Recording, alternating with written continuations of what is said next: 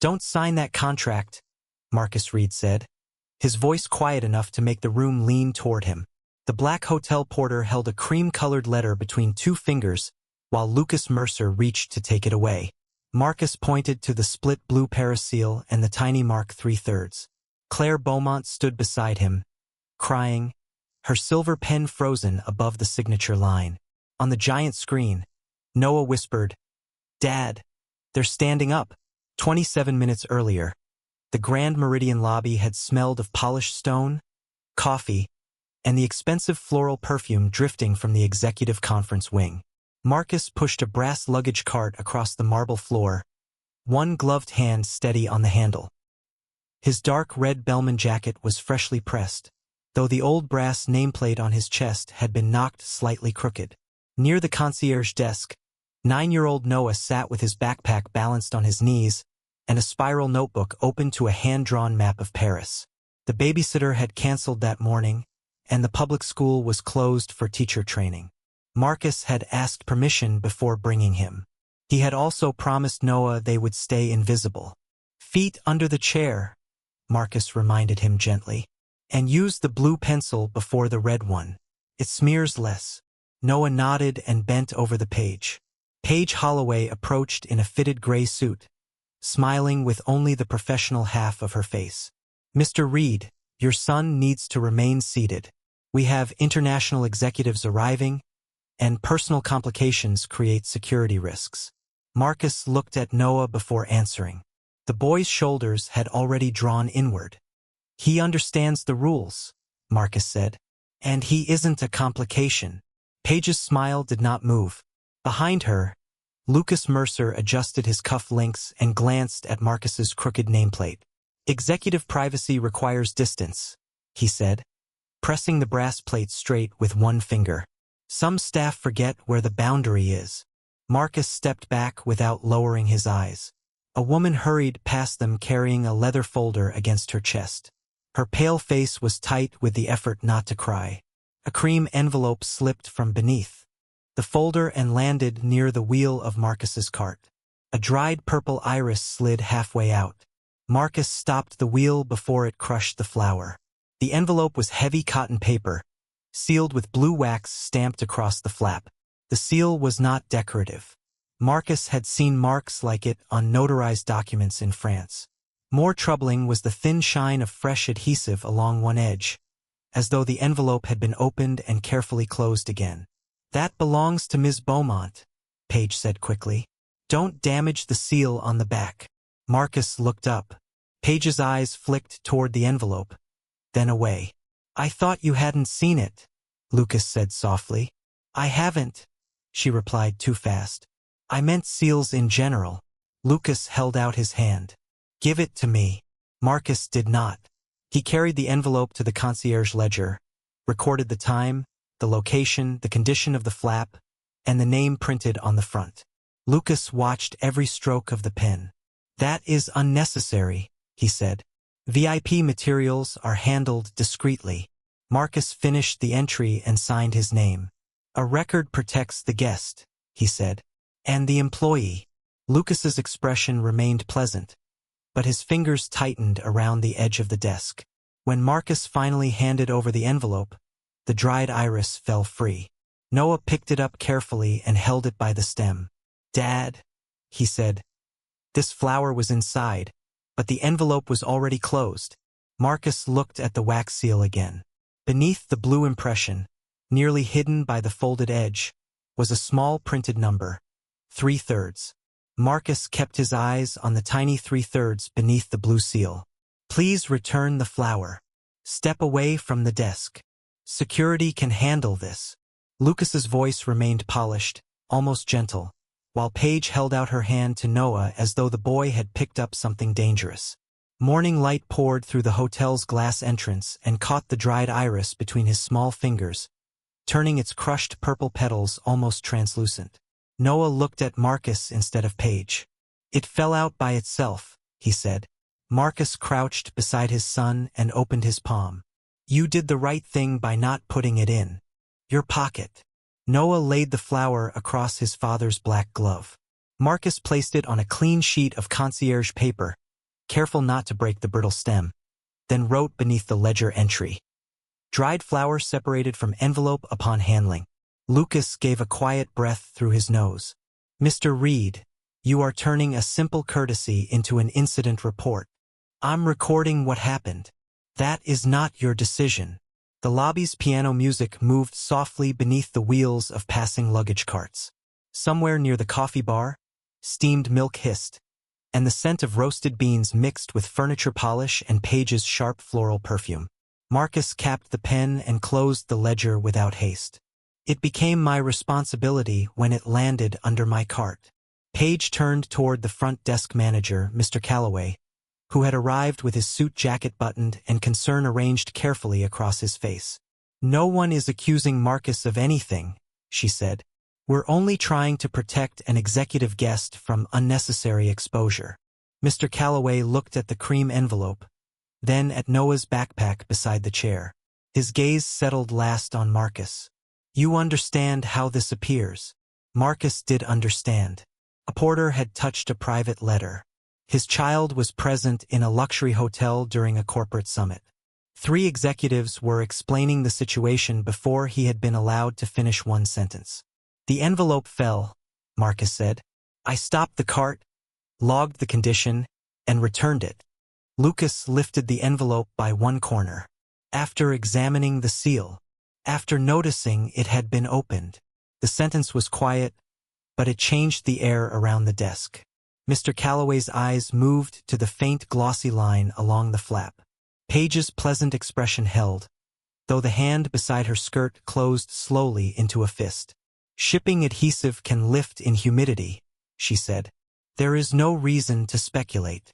Then the record will show that too, Marcus replied. Lucas glanced toward the ceiling camera, then shifted his body until the envelope was hidden from its angle.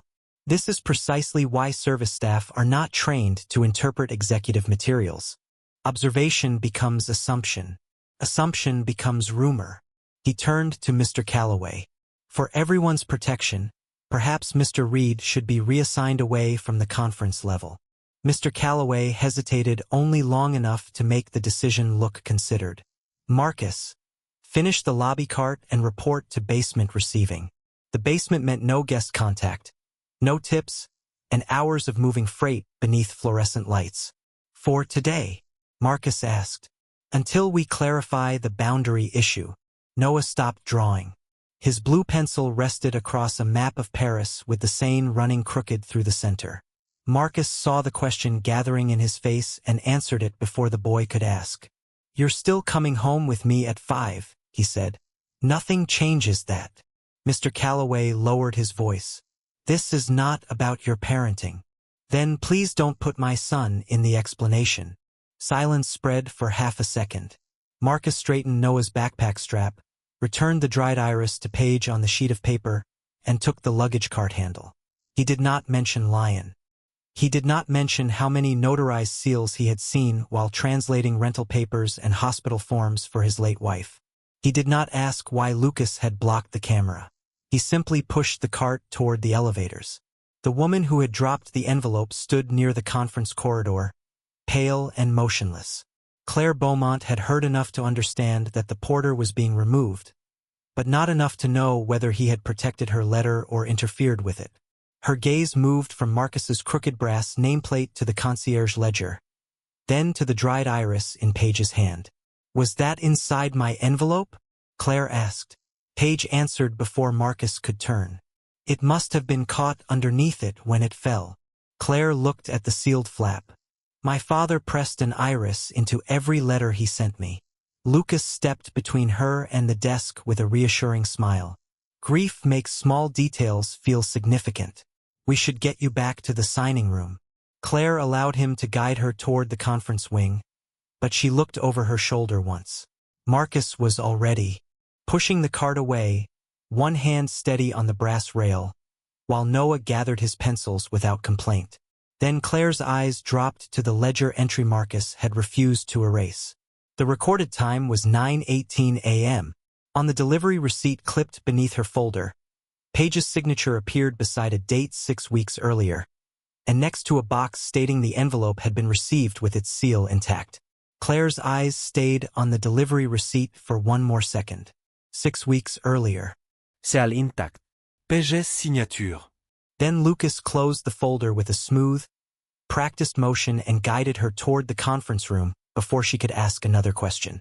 Marcus watched them disappear behind the frosted glass doors, then pushed his luggage cart toward the service elevator.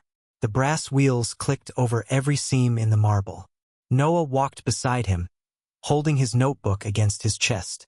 "Did you do something wrong?" he asked. Marcus pressed the elevator button. "I noticed something. Is that wrong?" "Not if you're careful with what you say next." The basement receiving area smelled of cardboard, detergent, and cold concrete. Fluorescent tubes hummed above stacked banquet chairs. Marcus parked the cart, found a loose wheel on one of the bell stands, and knelt with the small hotel wrench he carried in his pocket. The wheel had been pulling left all week. No one had filed a repair request because it still moved if someone forced it. Marcus tightened the axle anyway. Noah sat on an overturned milk crate and watched. "Mom used to say you fix things nobody thanked you for." Marcus tested the wheel once, then again. "Your mother thanked me."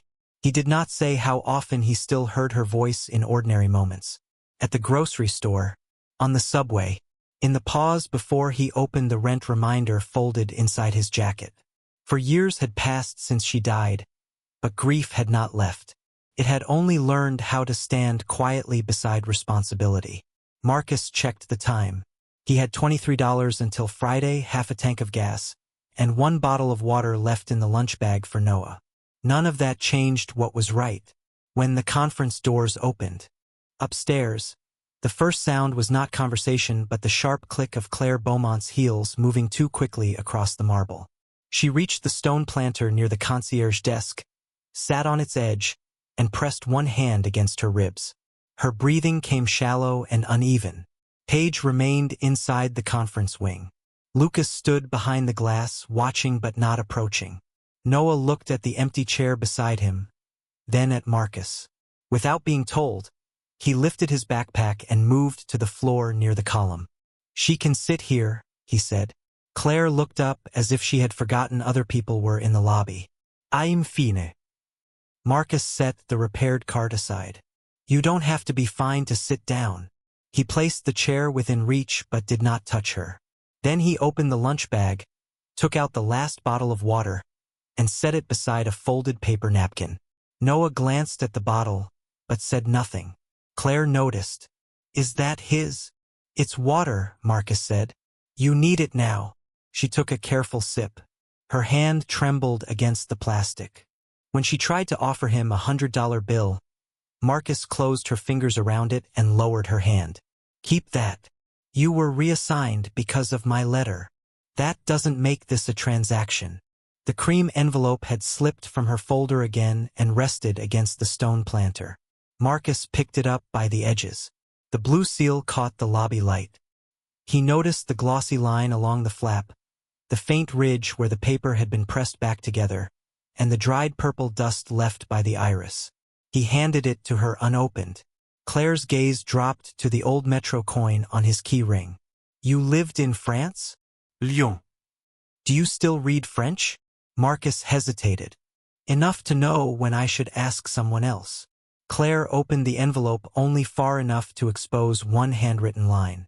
The interpreter said this was just a greeting. Marcus did not take the letter. "Do you want a literal translation or what it means in context?" "Literal." He read silently. The first word tightened something behind his eyes. The sentence was not a greeting. It was a warning. Beneath it, the name Claren had been written beside the pressed iris, and the ink in Pardonnois had blurred where the pen had paused. Marcus took a luggage claim tag from his pocket, turned it over, and wrote the translation in pencil. He folded the lower half before handing it back. "The rest is personal." Claire stared at the fold. "You could have read it. You didn't ask me to." From behind them, Lucas's voice arrived calm and controlled. "Madame Beaumont, the board is waiting." Marcus looked from him to Claire. Only then did he understand who she was. Claire unfolded the top half of the claim tag and read the line Marcus had written. Her face changed, not because he knew French, but because the quiet porter had protected the one part of the letter he could have used to make himself impossible to ignore. Then she looked at Lucas and said, "Translate this sentence again." Lucas took the letter from Claire without looking at Marcus. "It says your father hopes the signing brings peace to the family." Claire held the luggage claim tag beside the cream paper. Marcus's pencil marks were plain and narrow. "Do not sign any transfer document." The two translations sat less than 6 inches apart, yet they pointed in opposite directions. "Read it word for word," Claire said. Lucas's expression remained composed. "French legal phrasing does not always survive literal translation." "Then explain the difference." "Context." The conference room had gone quiet enough for Marcus to hear the ventilation system clicking above the ceiling tiles. White light reflected from the glass table, the silver pen near Claire's hand, and the faint blue edge of the Paris seal. Paige closed the door behind them and positioned herself between Marcus and the wall-mounted camera. "Madame Beaumont, we should consider how this began," she said. Mr. Reed handled a private envelope, examined the contents, and wrote an unauthorized interpretation. He may mean well, but intent does not create expertise. Claire looked at Marcus. The suspicion in her face was not cruel. It was the caution of a woman being asked to risk a company, hundreds of jobs, and her father's final instructions on the word of a hotel porter she had met minutes earlier. "Did you open the envelope?" she asked. "No." "Did you read more than the line I showed you?" "Only enough to know where the sentence ended." "Have you ever translated a corporate transfer agreement?" "No." Lucas gave a small nod, as though Marcus had completed the argument for him. Marcus did not correct the impression by listing the hospital forms, lease documents, or administrative letters he had helped his wife understand in Lyon. He placed the claim tag flat on the glass. "You shouldn't trust my job title," he said, "and you shouldn't distrust his. Test the sentence without either of us attached to it." Claire's eyes narrowed slightly. "How?" Marcus turned the letter so the overhead light fell directly across the handwriting. He used the capped end of her silver pen to indicate 2 words without touching the page. "Send only this line. Cover the names. Don't mention the merger. Ask people who don't know what answer you need." Lucas leaned forward. "That would remove the commercial context." Marcus looked at him. "Can context turn no into yes?" No one answered. Claire photographed the sentence. She sent it first to Amélie Dubois in the Paris legal department, then to an independent legal translation service in New York. After a moment, she searched her contacts and forwarded it to a professor of business French who had once advised the board but had no role in the current transaction. Paige watched each message leave. "This delay could trigger penalties," she said. "Henri has been clear about the deadline." "Henri can wait 10 minutes, Claire replied. Mr. Calloway entered after a quiet knock, carrying the concierge ledger.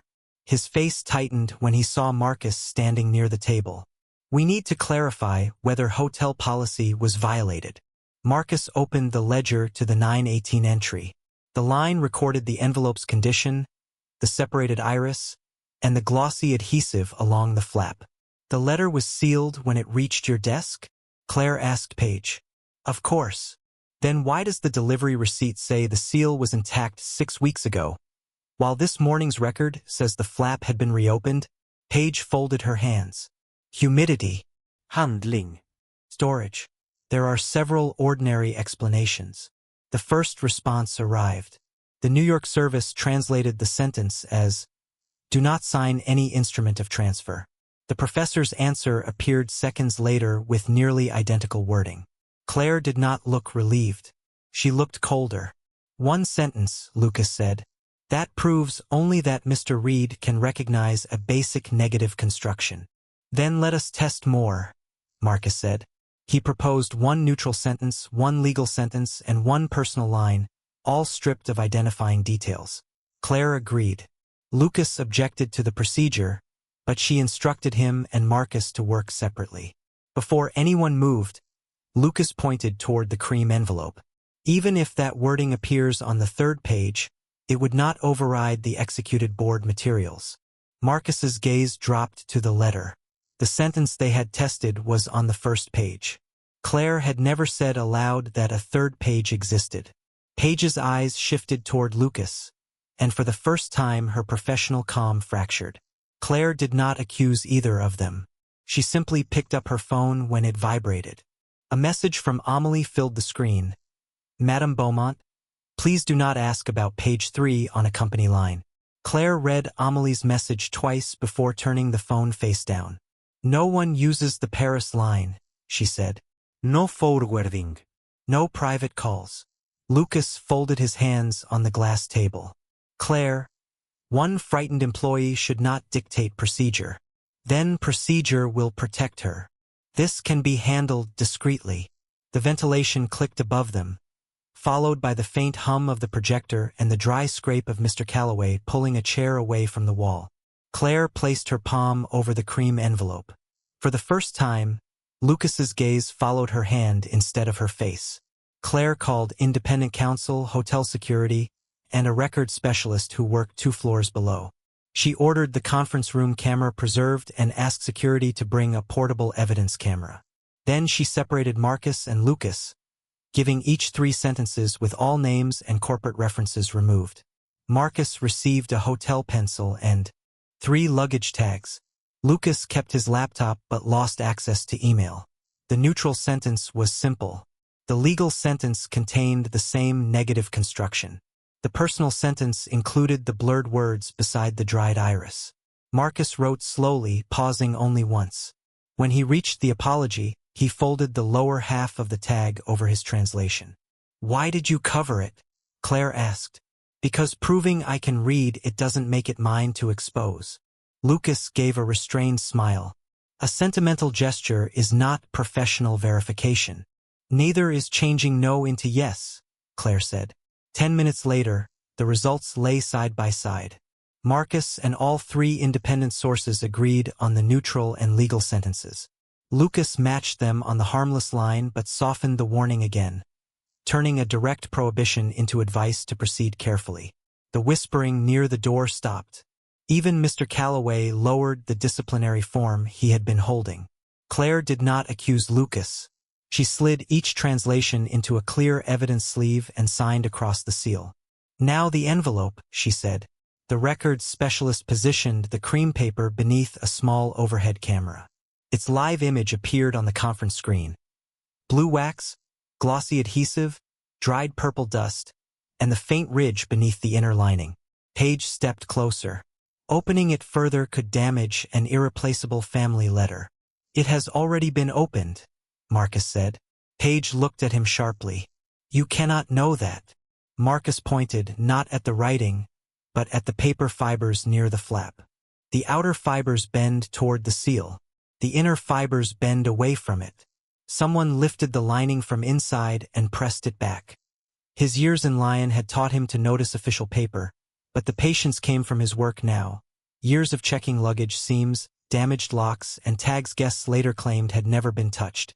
The specialist confirmed the lining had been separated and resealed. Under the camera, she used a narrow archival blade to open only the altered edge. A thin sheet released from the backing with a soft crackle. Paige's hand tightened around the back of a chair. Lucas remained still, though the color had drained from the skin around his mouth. The specialist lifted out a 3rd page, flattened, nearly invisible inside the lining. Half of the blue seal crossed its lower edge. When the page was placed beside the first 2, the broken marks joined into one complete circle. No one moved. The air conditioner sounded suddenly loud. "That proves the page belongs to the letter," Claire said. "It does not yet prove what happened before today." Marcus nodded. "That's all it proves." Claire looked at him differently then, not because he had one, but because he refused to claim more than the evidence allowed. The 3rd page contained a direct order not to sign, a reference to employee protections, and a small string of numbers printed beneath the completed seal. Before anyone explained the code, Henry's voice came through the Paris screen. "That archive number expired when Etienne died. There is no reason to contact the notary." Claire slowly turned toward him. Marcus looked at the tiny number again. Henri had identified it before the camera had focused closely enough for anyone in Paris to read it. Henry's warning about the archive number had barely left the speakers when the notary's office in Paris confirmed that the code was active. The completed blue seal, the 3 matching pages, and Claire's identification were enough to unlock a sealed estate file created by Etienne Beaumont 11 days before his death. Opening it may expose decisions made under your family's authority, the independent attorney warned, including decisions your father failed to stop. Claire stared at the pressed iris beside the letter. Open it. A secure link appeared on the conference screen. The first document was an original pension ledger showing balances far higher than the figures attached to the pending sale. The second listed transfers into a consulting company with no employees, no public office, and an address shared with a firm controlled by Henri Delacroix. The third was a medical and legal certificate confirming that Etienne had been competent when he signed the letter and recorded a final statement. The audio file remained locked until a formal session could include counsel and an employee representative. Claire leaned closer to the screen. The white light from the ledger reflected in the glass table and hollowed the color beneath her eyes. How many accounts were changed? The forensic analyst scrolled through the file. We don't know yet. These appear to be samples, not the full record. The room's printer stopped halfway through a page. For several seconds, the only sound was the projector fan and Noah's pencil moving softly across paper outside the glass wall. Marcus could have pointed at Lucas. He could have demanded that Mr. Calloway tear up the disciplinary form or reminded everyone who had first read the warning correctly. Instead, he looked at the evidence sleeves. Preserve the originals before anyone starts asking who deserves blame. Claire met his eyes. You think they'll erase more? I think facts are safer when nobody has to promise they'll behave. She ordered the Paris servers frozen, all deletion privileges suspended, and the hotels receiving footage copied under independent supervision. The requests had barely gone out when Mr. Calloway's phone vibrated. He read the message, then asked Marcus to step into the corridor. His voice was low and apologetic. A formal complaint alleges that you accessed private guest materials outside your duties. Human Resources is placing you on paid leave while we review it. Through the glass, Lucas watched without appearing to watch. Am I being accused of opening the envelope? Marcus asked. The complaint says unauthorized access. The security camera shows who opened it. This is temporary. Marcus glanced at Noah, who had begun erasing the river on his map because his hand was shaking. Then tell my son I'm finished for the day. Don't tell him I was removed. Mr. Calloway looked ashamed, but nodded. Marcus crouched beside Noah and zipped the boys' pencils into their cloth case. We're heading home early. Because you helped her? Noah asked. Marcus adjusted the backpack strap over his son's shoulder. Because grown people need time to check what happened. Did you do something bad? No, Marcus said it without anger. And we don't have to make someone else bad before the proof is ready. Before he could leave, Claire called his name. An investigator had opened the hotel's delivery records. Page's signature appeared on the receipt from 6 weeks earlier, beside a notation stating that the blue seal was intact. Camera footage from the receiving desk showed Page accepting the envelope, placing it inside a black portfolio, and carrying it upstairs. 9 minutes later, another camera recorded her handing that portfolio to Lucas near the executive elevators. Page pressed her fingertips against the table. I followed document protocol. There is no protocol that routes my personal mail through a translator, Claire said. Lucas adjusted his tie. Henri asked me to assess whether it affected the transaction. The forensic analyst opened a newly retrieved invoice. The day after Lucas received the envelope, Henry's shell company had paid him a consulting fee nearly 8 times his normal rate. Lucas's composure thinned at the edges. That payment covered months of work. Then the contract will show that, Marcus said. His quiet answer made Lucas turn sharply, as though he had forgotten the porter was still in the room. Another file loaded. Server logs showed that the pension ledger had been altered repeatedly over 14 months, each change made through the account of Amélie Dubois, the same employee who had warned Claire not to discuss page 3 on a company line. Henri appeared almost relieved. There is your answer. Amélie manipulated the records and is now trying to redirect suspicion. Marcus looked at the timestamp, 2:14 a.m. Paris time. Where was she that night?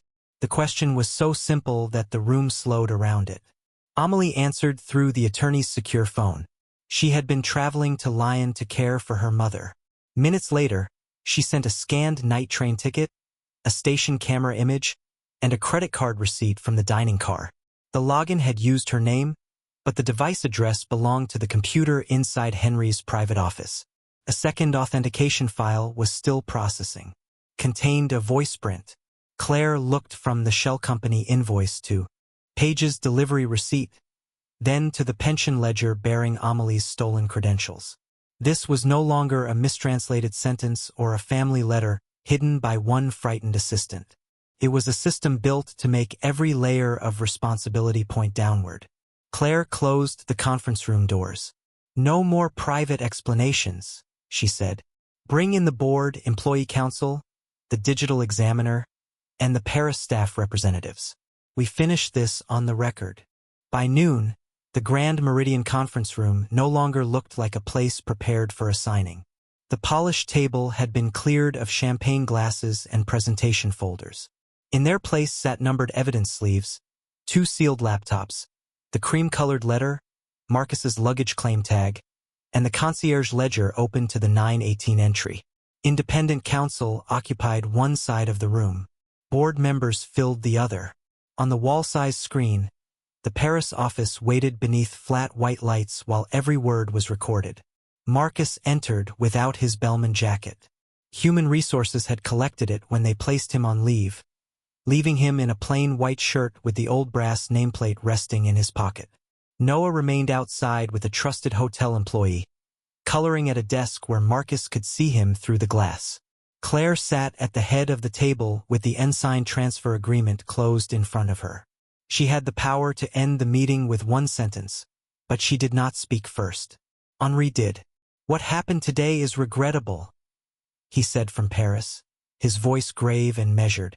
A grieving daughter received an emotional document.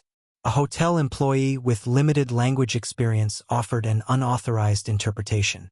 Frightened staff then misunderstood routine accounting corrections as misconduct. He paused as if protecting everyone from embarrassment. We should resolve this privately before innocent reputations are damaged. Several board members shifted. The explanation was clean, professional, and almost comforting. For a moment, it appeared to give them a path back to the world they understood. Lucas added that the disputed payment from Henry's company covered months of translation consulting. Page said she had rerouted the envelope only because Claire had been overwhelmed after her father's death. Henri produced a signed authorization allowing his office to correct pension records during the merger review. The board's outside chair studied the paper. If authentic, this may explain the server activity. It was the first retention spike and the room changed with it. Lucas's shoulders eased.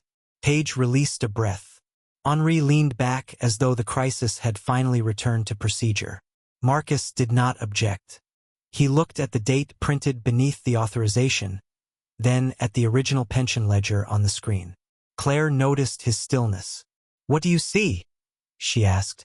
Marcus took the document only after counsel placed it beneath the evidence camera. I see a signature, he said. I don't know yet if it explains anything. The first evidence sleeve was opened. The concierge ledger showed that Marcus had recorded the envelope before learning Claire's identity, before speaking to Amélie, and before entering the conference room. The luggage tag carried his first translation with a matching timestamp. The hotel camera showed him returning the sealed envelope without opening it. Henri dismissed the sequence as careful self-protection. A porter who understands liability can create a record as easily as anyone else. Marcus's face did not change. That's true. The admission unsettled the room more than denial would have. The second sleeve contained the delivery receipt and receiving footage.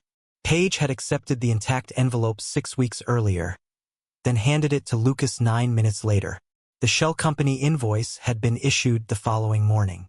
Lucas maintained that the timing was coincidental. Then the third evidence set appeared. Amelie's train ticket, station footage, dining car receipt, and the device log placing the pension edits inside Henry's private office while she was traveling to Lyon. Henri raised the authorization again. My office had the legal right to make those corrections.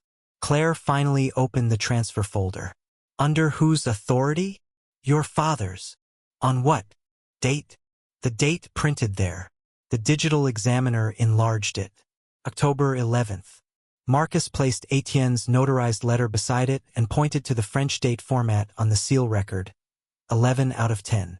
This was entered as November 10th in the merger file, he said. But in France, it means October 11th. The room slowed. The authorization had been used to justify changes made weeks after the authority it supposedly granted had expired. Henry's expression tightened, but he recovered. A formatting error proves carelessness, not fraud. Marcus nodded. Then the next record should help. The voice authentication report appeared. At 2:14 a.m., the system had required someone in Henry's office to speak a 6-digit access code. The examiner played the first 3 seconds. Henry's own voice filled the room, low and unmistakable. He immediately claimed the recording had been generated from archived calls. For a second time, it seemed he had found a plausible escape. Marcus reached into his pocket and placed his brass nameplate beside the letter, not as evidence, but to steady his hand. I'm not here to decide punishment, he said. I'm here because every explanation so far asks the person with less power to carry the blame. Claire looked toward Paris. Was Amelie's account used from your office? Henri said nothing. Did Lucas receive payment after my letter reached him? Silence. Did Paige hold that letter for 6 weeks? Paige lowered her eyes. Henry's voice hardened by 1 degree. No employee in Paris will accuse me. They know the protection fund was never activated. Independent counsel looked up sharply. The fund had not been mentioned in the meeting. Its existence appeared only on the hidden 3rd page. Claire opened the evidence sleeve containing that page and turned it toward Marcus. Read the final paragraph.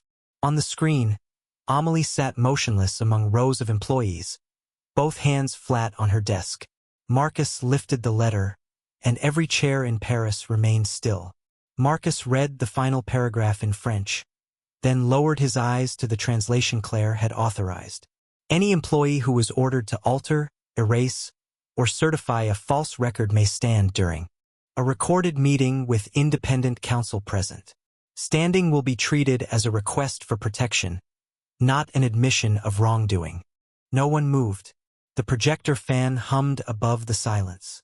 A pen rolled slowly across the glass table in New York and stopped against the unsigned transfer agreement. On the Paris screen, Amelie's hands remained flat beside her keyboard. Henri looked directly into the camera. This is emotional theater, he said.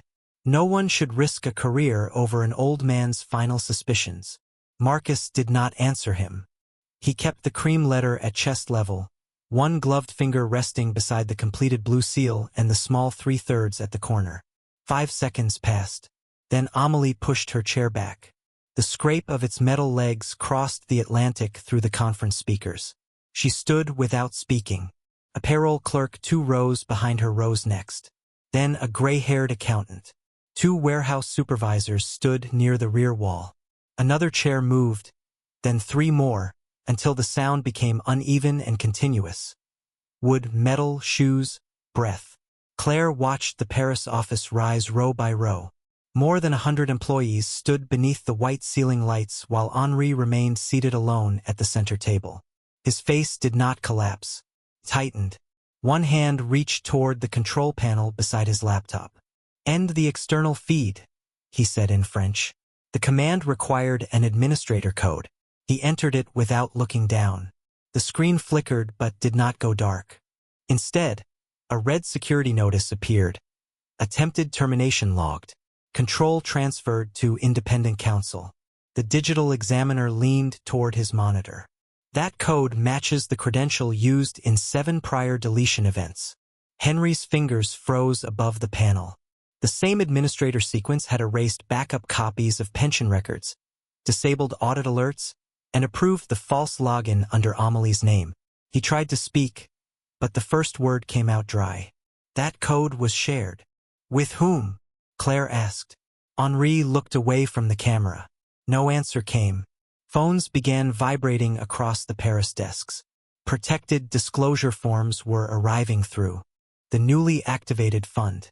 One employee reported being ordered to reduce pension balances before month end. Another attached an email directing her to correct the number before Paris closes. A third submitted a spreadsheet showing the same missing amounts transferred into the shell company that had paid Lucas. Paige lowered herself into a chair as though her knees had stopped holding her. Lucas's hand slipped from the conference table, and his pen struck the floor with a small plastic click. The independent attorney opened the final sealed file from Etienne's estate. His recorded voice filled the room, weak but unmistakably clear. Claire, do not protect my name. Protect the people I failed to hear while I still had the power to listen. Claire's breath caught.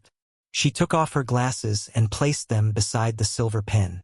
For a moment she could not look at the screen. Then she stood. She did not stand at the head of the table. She moved beside Marcus, facing the employees in Paris. The transfer is suspended, she said. All deletion privileges are revoked.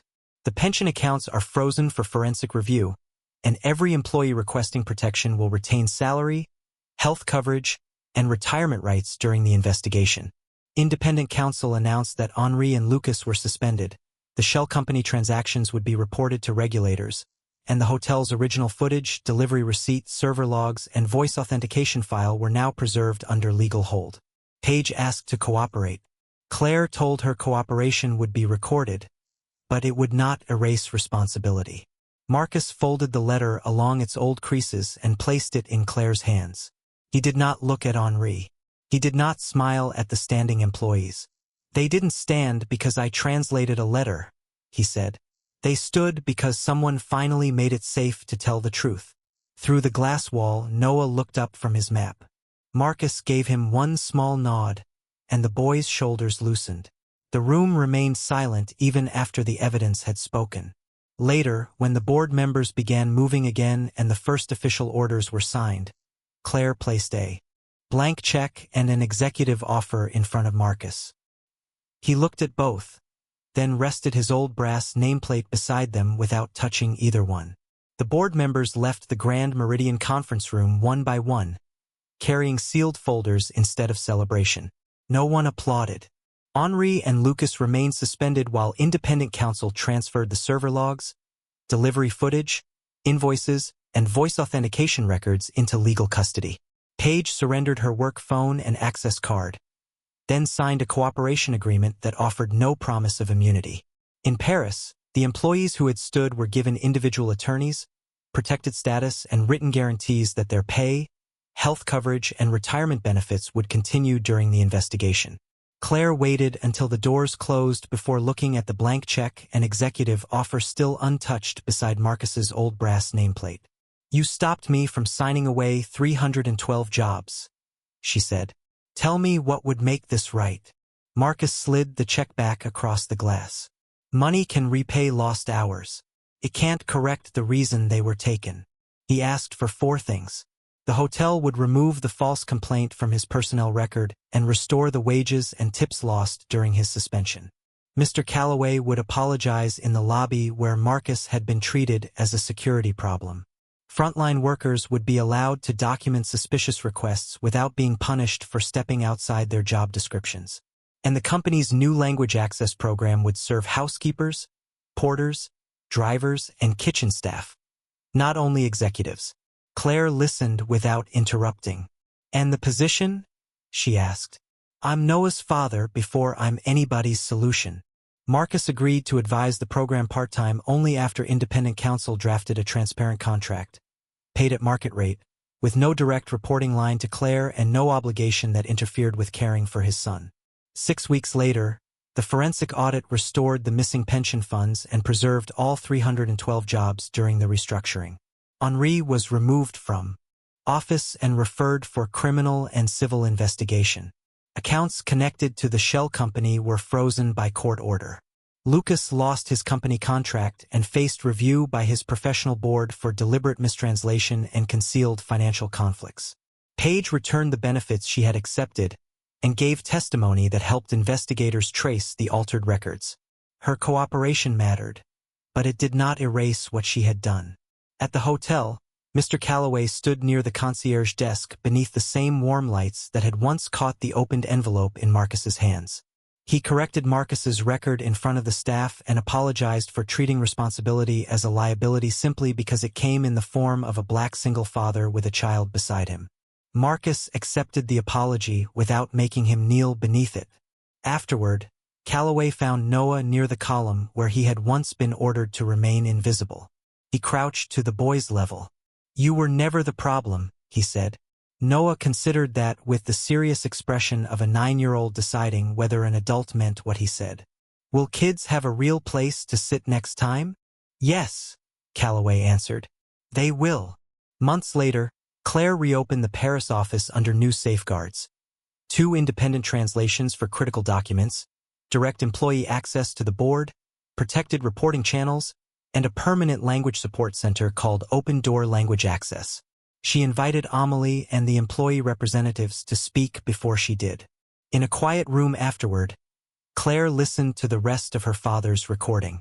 Etienne admitted that he had found the courage to leave evidence only after fear had already cost others too much. His apology did not make him innocent.